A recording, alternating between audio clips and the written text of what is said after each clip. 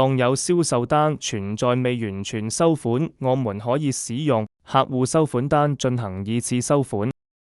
選擇客戶和門店。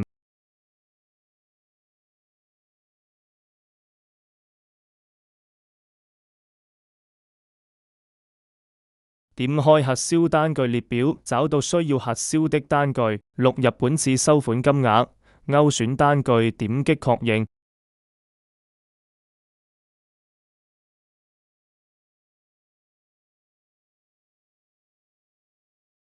再錄入收款帳戶及金額，點擊提交，即可完成收款。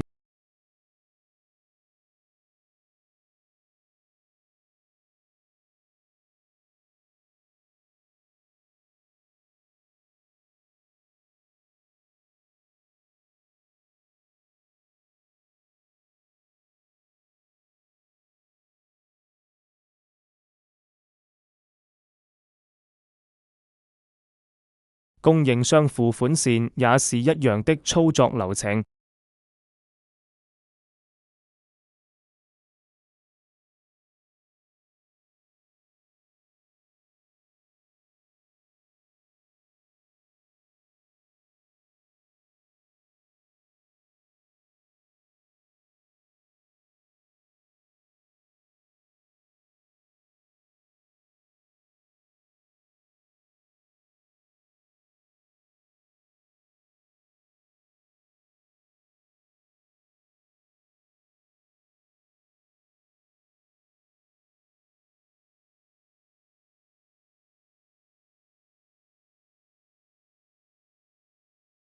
下面我們來看結算帳戶管理。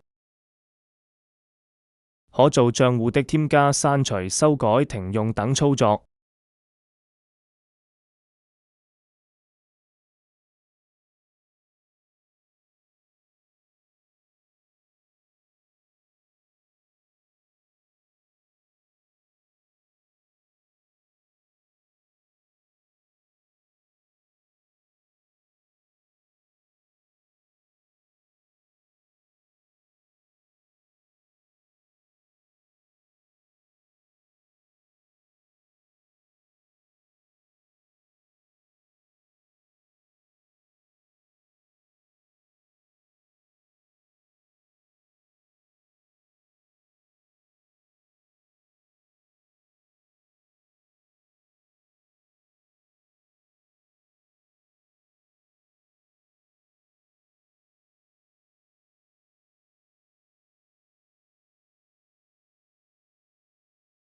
隨後，我們點擊收支項目管理，可做內部其他類型的收入支出項目管理。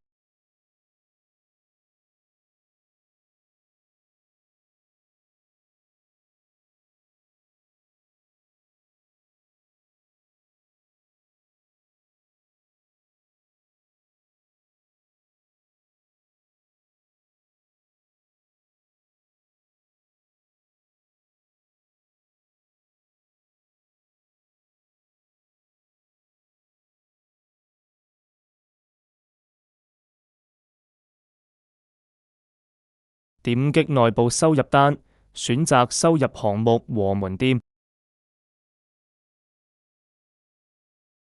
再錄入收款帳戶和金額，提交後系統會自動增加帳戶餘額。